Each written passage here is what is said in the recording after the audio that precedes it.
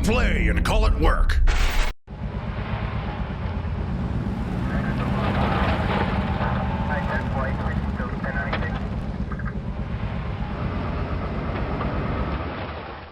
Hey there everyone, and welcome to this week's Sit and Talk, a weekly show where we're going to sit down and answer your questions and comments from the last video. I think the last person to do the Sit and Talk was Chris, so I'm reading the comments from his video. And next week is going to be Matthew, so if you want Matthew to answer any questions next week, leave a comment below on this video. Sorry, my shoes are squeaking. So leave the comments on the MiniWarGaming.com website on this video, just because off of YouTube it's harder to pull them all and organize them, so leave them on the website and we'll get them answered for you right there. So remember, it is Matthew next week, and if you're new to the show, what's going to happen is I'm going to read the comments for about 30 minutes or so, and then I'll stop and go read 30 minutes or so in the vault if there are any more comments. I know because of the holidays, there's not a whole lot of comments this week, but we'll answer what we got. Plus I tend to ramble, so it'll probably be a while. Now, I didn't print them off, and excuse me, I do have a bit of a cold. I'm just coming off of it. Got really sick over the holidays, so I'll try not to sniffle too much or cough too much. So I just pull up the questions from last week, which my iPad just crashed. I got to reload it. Still with me? There you go. Okay, let's get right to the comments. So, starting off with Waylander11. Steve. Sniffling already. Don't take it the wrong way, but have you ever won with your Dark Angels? I'm a Dark Angels player, and whenever I see your bat reps, it seems like you lose each time. I could be wrong. I haven't exactly gone searching through the vault for one you've won, but like I say, don't take it badly. As a Dark Angels player, I'm actually more concerned with the competitiveness of the army. Oh yeah, I've won with them plenty. I definitely wouldn't worry about the competitiveness of the Dark Angels army. I think it is actually quite competitive, quite good. I think it won, I don't want to name the tournament last year. I can't remember which one actually. They're a very competitive army, very, very competitive army. You can make some super cheesy lists and some nasty Death Stars with Dark Angels.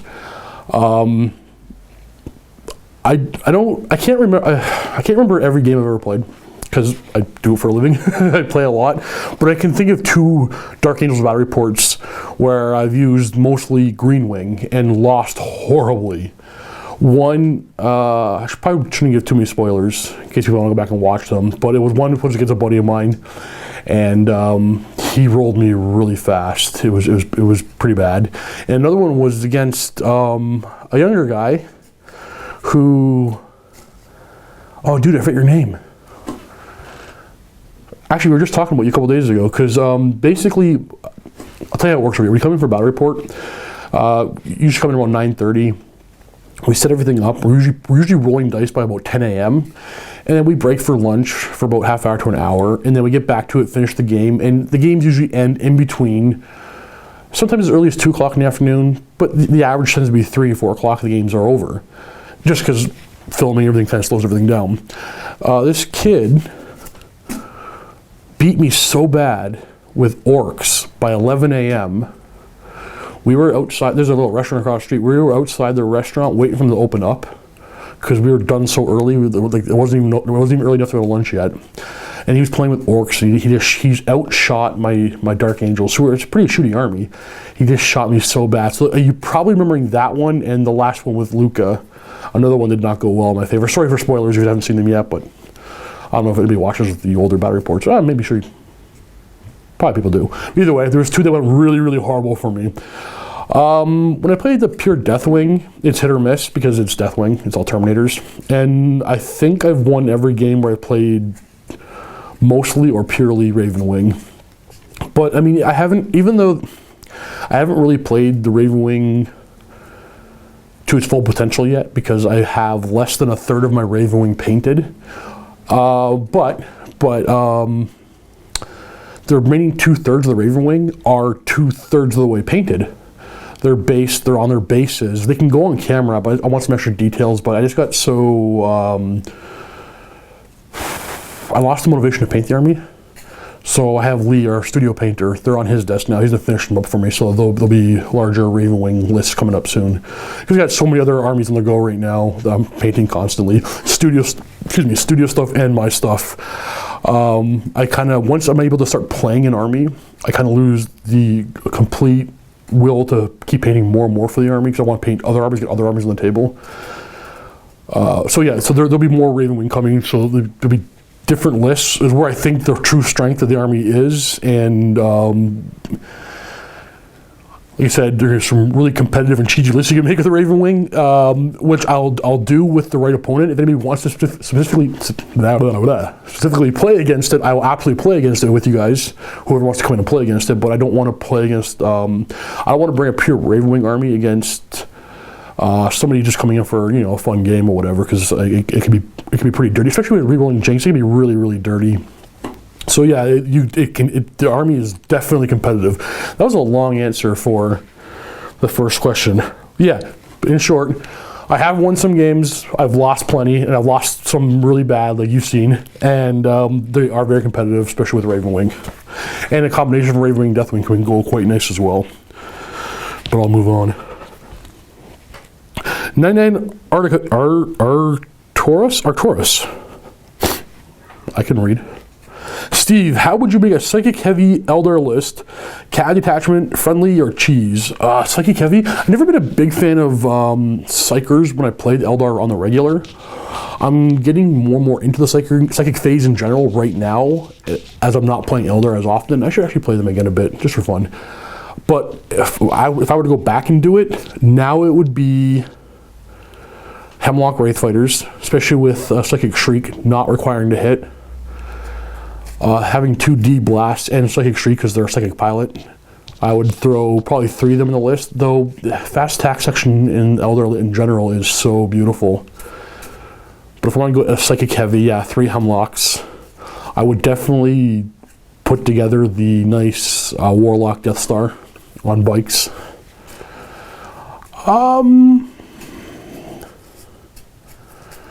I don't know, if you want to go like super psychic heavy, I'd probably alley in a Librarius Conclave, but if you want to go stay Eldar on its own, just the Warlocks, a couple of Farseers, and the Hemlocks, basically taking what has psychic powers in the list. There's no real cheesy combinations, just maximizing on them. I don't know how it would work. It'd be interesting. And I definitely would try it. I actually got this idea in my head a while back to paint the Eldar Warlock Death Star jet bike thing. And I got like 1 of the guys painted, maybe two of them painted, and the rest are just sitting on a shelf somewhere, undone, which I'll get around to eventually. So yeah, if I ever get that unit painted, I will definitely do the list. I'm sure between the studio and Chris, there's probably enough Hemlocks in here to do it. But the problem is, and it's a good problem to have, there are so many, I love the game so much, I love the hobby, that there are so many things I want to try and want to paint, that I end up overwhelming myself with the stuff I want to paint and then not getting as much done as I probably could. So yeah, see, this comment makes me think about it, makes me want to do it. In the next couple of days, I'm going to start working on it, but then somebody else in the office will make a random comment about a Dreadnought list, and all of a sudden I'll be super excited about that for a bit. I'll stop painting this Death Star, and I'll start painting a bunch of Dreadnoughts just because I have hobbyist ADD, I guess. For the best way of putting it. But yeah, no, with unlimited resources and time, I'd try all these things. Sir Knight of Ender, Steve, who is your favorite employer, Dave or Matt? Okay, what a loaded question. Let's go ahead and let's assume I had a favorite, okay? What do I gain stating it? Why draw lines in the sand? I love them as bosses equally, as all parents love their children equally. What a loaded question. I don't know if you're trying to sow dissent in the studio or what. But I don't know, good on you or shame on you. I'm not sure. Excuse me. Soil, Steve, I have noticed that your Chaos Dwarf team doesn't have tall hats. Why are they not wearing their hats? The Chaos Dwarf team for Blood Bowl, they are actually Willy Miniatures. If you go to willyminiatures.com, I think it is, or just Google Willy Miniatures and it'll pop up. When we were all getting into Blood Bowl, we were all like picking what teams to play, and I just saw this team. They didn't have the hats, but they did have the Byzantine beards or whatever they're called. And they just looked really cool. I really wanted to paint them, so I bought that team and painted them up right away. Yeah, I wish they had the hats though, because, man, those really tall, goofy Chaos Dwarfs from back in the 90s, back when I first started in Warhammer Fantasy, first got into the hobby. There's some of the most iconic images I can remember of everything back then. Them and the Empire great swords with their puffy pants and curvy swords. Big Mikey, Steve, do you or any of the guys find it weird when guests come in and know a lot about you, but you know their name and maybe what army they're bringing in? No, I don't find it weird at all. Actually, I think it's pretty cool because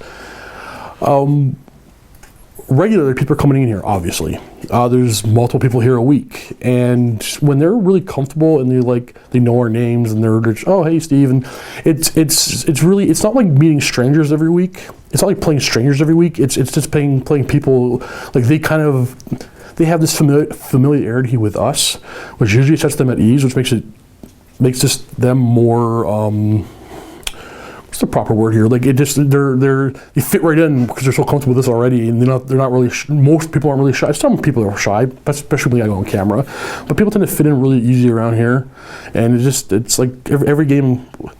Well, you see most of my battle reports. There's always laughing in between the clips. I try not to do it so much, but it spills over. It's just joking around and playing with people with common interests. So it's actually pretty cool. I love it that people come in feeling comfortable and know our names and know a lot about us.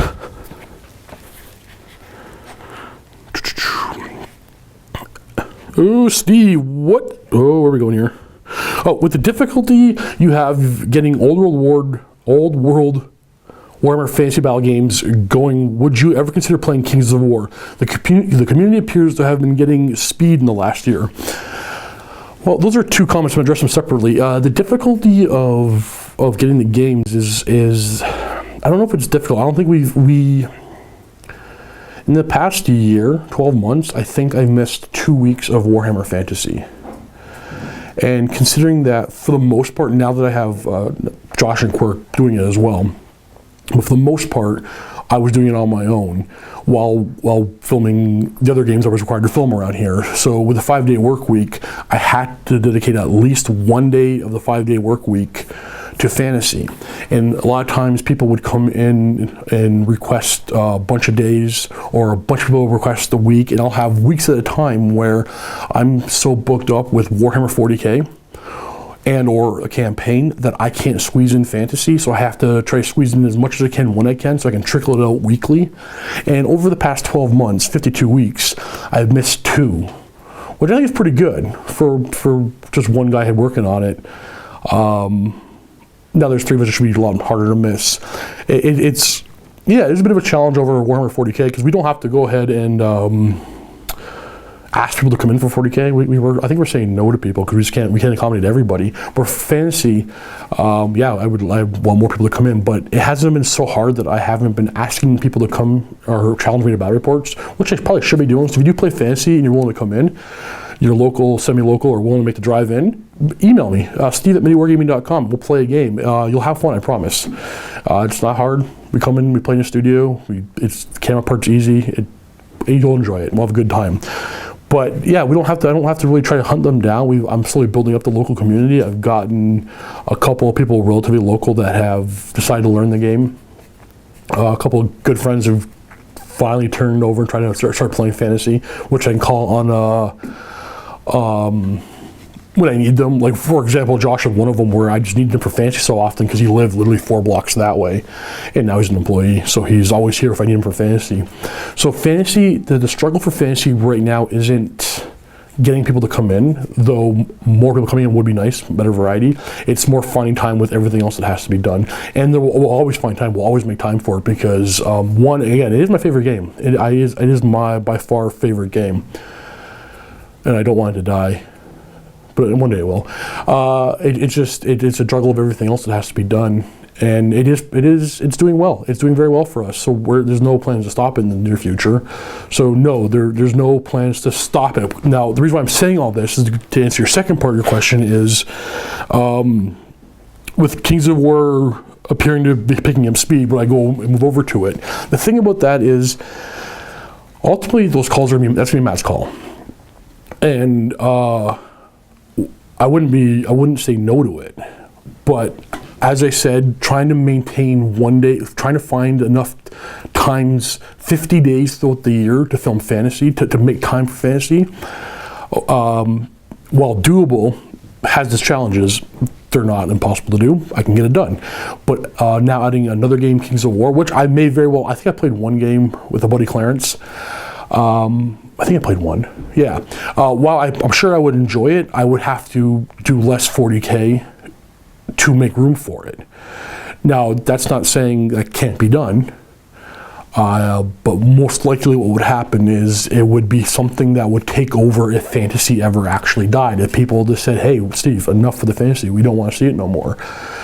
Well, it doesn't matter if anybody says that because people say something all the time. It means if people just stop watching it, people stop signing up to see the vault version of it, then yeah, we'll stop doing fantasy.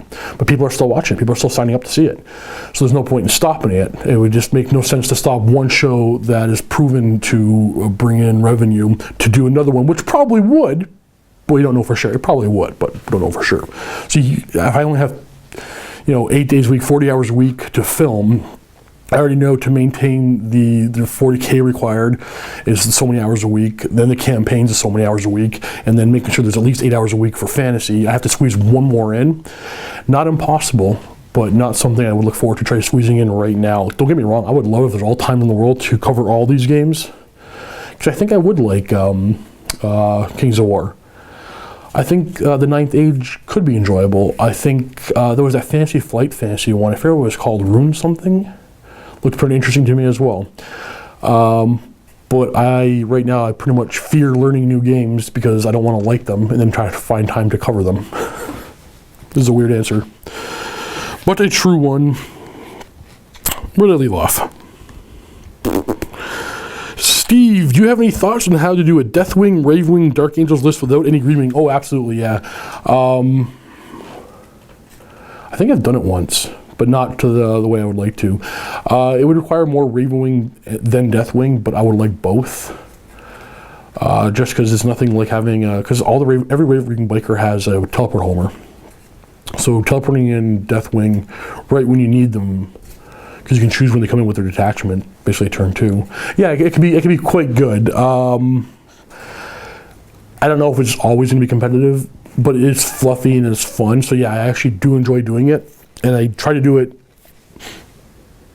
I think I've done it a couple times. I try to change it up as much as I possibly can with the fluff and the competitive, because I tend to play more the competitive side and less the fluff side because others cover the fluff more. And then sometimes I want to try the fluff myself, and then I don't know. It's mood, to be honest with you. So I really don't know what I'm saying right now. I'm kind of rambling. Yeah, I'll try it again. I like it. It's fun. It's pretty cool, and that's what they're meant to do, right? The Ravewing hunt them down, and then the Deathwing mop them up. Chris, that is not for me. But you also go on to say, Steve, do you find that MiniWarGaming is your job? Wait, do you find that MiniWarGaming is your job? It has taken some of the fun out of playing, or is there enough variety that it's always fresh and fun? Like I said earlier, there's so much variety that it's always fresh and fun. You would think that playing Warhammer 40K is the thing I play most around here. You would think playing Warhammer 40K, 40 hours a week, 5 days a week, would get boring. It doesn't. I love it every day. When you play a game, I don't know if it takes you 2 hours or 4 hours or an entire night if you joke around with your buddies, whatever. But for me, an average 40K game takes about 6 hours. That's not just playing, but that's filming and setting up and goofing around behind the camera and having the weird conversations we have. So it takes about 6 hours per game. So every game is dragged out a little bit, but I've never had. It's good. I want to say it's good. Like I'm blessed to be able to do this for a living. It pays my mortgage. Just to play games every day. Every now and then, like even before I worked here, I used to ask Owen, because I knew him beforehand, dude, it's the hobby. Do you ever enjoy your hobby less? That's your job now? And the answer was no. I'm like, come on, it's got to be. I never really got my mind around it. Like, you can't enjoy playing all the time. Sometimes you just don't feel like playing. And now I'm been doing it for 2.5 years, and no, it's awesome. No. To you, sir, I say no, it is awesome. Freaky Steve, why are you such a cheater? Helps me win. Does it really feel good to win knowing that you cheated? Harsh. Oh, okay, just kidding. But in all seriousness, I really enjoy you bat reps and the fun atmosphere you bring to them. In your last sit and talk, you took a stand sitting against all the silly prank comments. Was that purely an expression of laziness, no judgment, as I would probably do the same, or were you encouraged to take the videos away from that direction? No, nobody encouraged me to do that. That was a personal stand. I felt that if everybody hasn't followed the previous sit and talks, there were more comments coming in of, run over to Josh and, poke his beard, or go over to Dave and give him a big hug. And I felt and some of the guys were doing them, I felt that they were a few more of those comments every week. And I felt if I do them myself, the show would just go that way, where we become a bunch of dancing monkeys filling every request you guys would have, because some of them are funny, some of them are not. Most of them are funny, actually. But I just figured this show would very quickly turn into a random bit of silliness, where some of us are all down for that, and others are. I'm more than willing to answer any question asked of me, honestly and sincerely, if I can.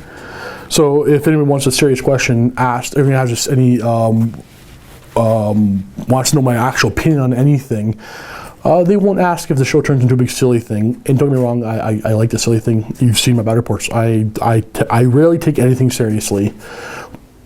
But if the thing is, this show here, the Sit and Talk, was my favorite show when I was still a fan of MiniWarGaming. That sounded weird. What I mean is, this was my favorite show before I worked here. Before I even knew MiniWarGaming was so close to where I lived, I had no idea it was in the same country. That was weird. But I loved Matthew Sit and Talk, and I loved watching him answer serious questions honestly. So I want to respect what the show started as, what he built it to be. I respect it. I loved it. Love it. Still love it. I still actually watch the Sit and Talk when the other guys do it, because it was my favorite show, and I guess it is my favorite show. So just that reason. This is the one area where, while I'll goof around and joke around and make stupid comments, try to maintain a little more seriousness than almost everything else in my life. Is that too serious? Flatfoot, Steve, my dude. Let's take a break from the hobby questions and get personal, okay? Let's get to know Steve a bit more. What was your first job? My first job. First paying job, I think I was 12, and my family on my mother's side were all members of the Legion, the Royal Canadian Legion, I think it was called, or something like that.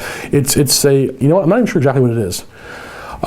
It's like a lodge, I think, a club. Basically, it's a bar you got to be a member to, and there's like 3 that I know within an hour's drive. I'm not even sure what it is. Basically, it's got a little private bar. And when I was 12, my uncle would just pay me to go in at like 5 in the morning, empty the garbage cans, and dump the ashtrays. So I guess that's technically my first job.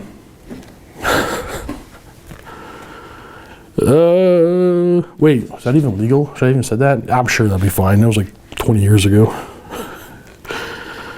What did you want to be when you grew up? I don't know. Can anybody remember what they wanted to be when they were a kid? I think I wanted to be Batman. I'm pretty sure I wanted to be Batman. I'm gonna go with that. Yeah, if there was a job I wanted to do when I was a child, I don't know if I can think of it. I played a lot of sports and I played a lot of video games, and I didn't think a lot about the future. Look where I am now.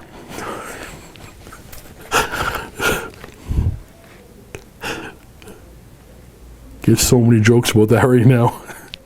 Stay in school, kids. Get a good job, or work on YouTube. How did you explain your jobs to others who are unfamiliar with miniature wargaming? That's interesting. I've answered that question in so many different ways to so many different people. I remember, I don't know if I told the story before. I live in Niagara Falls, which is about 15 minutes away from Welland, where MiniWarGaming Studios is, and Niagara Falls is a border town with Niagara Falls, New York, for the USA. So I cross the border regularly. There's a bunch of pubs across the border. I would go regularly, and the Olive Garden's over there. We don't have that over here. So I'd cross the border regularly. And I remember the first time I crossed the border with my girlfriend, right after I accepted the job. Not right after I accepted the job, right after I actually started working in the building. The Border Patrol officer, he's asking us questions, and he goes to me, "And what do you do for a living?" And this was my response. And after that, for a couple seconds, I replied with, I'm unemployed. I had no answer to the question. I'm a grown man and I play with toys for a living, sir. Which is actually funny because not too long after that, a few months after that, following winter, Chris, I think it was, who else was it? Ash. Chris, Ash, and myself were going to Buffalo, New York for a War Machine tournament. And we crossed the border again and he asked, what do you guys all do for a living? Like, oh, we all work together, but what do you do for a living? Play with toys. And then we had to spend about 20 minutes explaining how we play with toys, how it pays us, how we get revenue from it, and then he wanted to know the rules of the game and how the dice were coming into effect. It was just weird. It's not a question that most people can. Not a lot of 30-year-olds can go and be like, yeah, I play on YouTube with toys for a living, and people don't have follow-up questions where you have to spend a long time answering. So yeah, that has been an odd question. I don't have a steady answer. I don't have a one go-to answer. I go with whatever I currently think in the moment. But yeah, I have gone through that numerous times in my last 2 years. Steve, if you could have one piece of war gear from any Warhammer 40k faction race in real life, what would it be? Have a nice day. Sorry, have a nice New Year's and day. One piece of war gear, eh?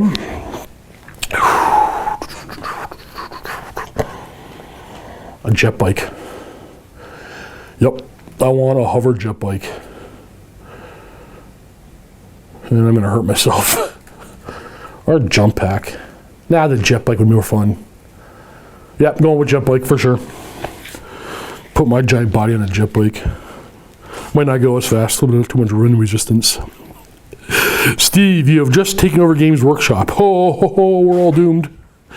What model would you make? Please describe it. Ooh. I don't know. I have an answer for that. What model would I make? I don't know. I think I would enjoy more working with the rules writers than the model designers. I don't know if you've ever seen any of the armies I paint. I'm not overly creative artistically. Like, I paint my miniatures pretty much like the box art they came in. So I don't know if I'm a good guy to design a model. I'm sure I can come up with something if I want to, but I basically have no desire to design a model. Oh wait, no, not true. I'd make a Space Marine. I'd have them look like me. I give him a beard, I give him a gut, and stick out from his power armor. That's the model I would make. I would charge a bunch of money for him and give him crazy good rules. Like a Titan. That's all we got from the sit and talk questions. I think the Vault had a couple of questions. If it did, that is the wrong video. I'm really technically savvy. In case you haven't figured it out, I am not technically savvy.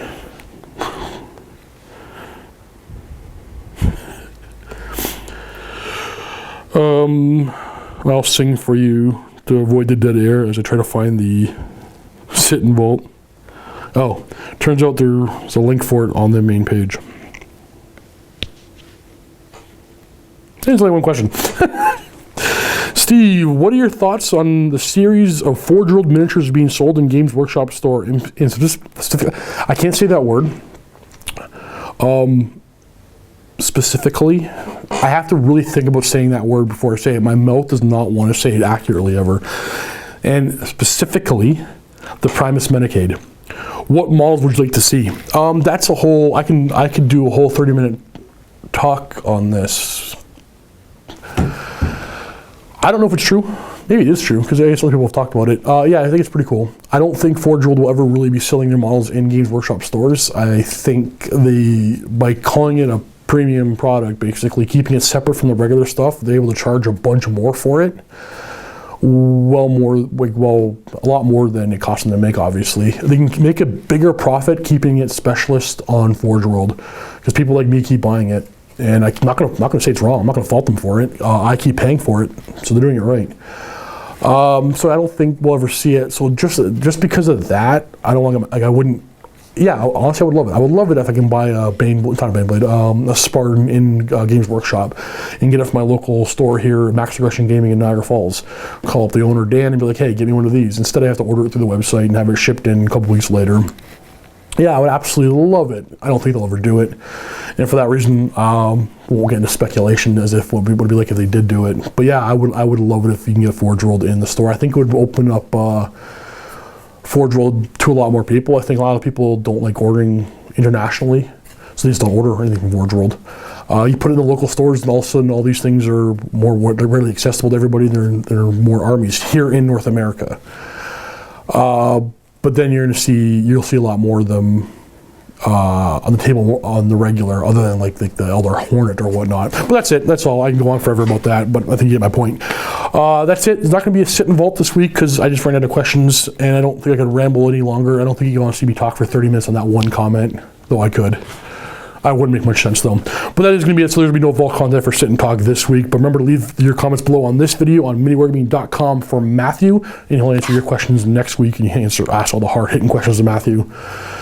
Thanks for watching, guys, and happy wargaming.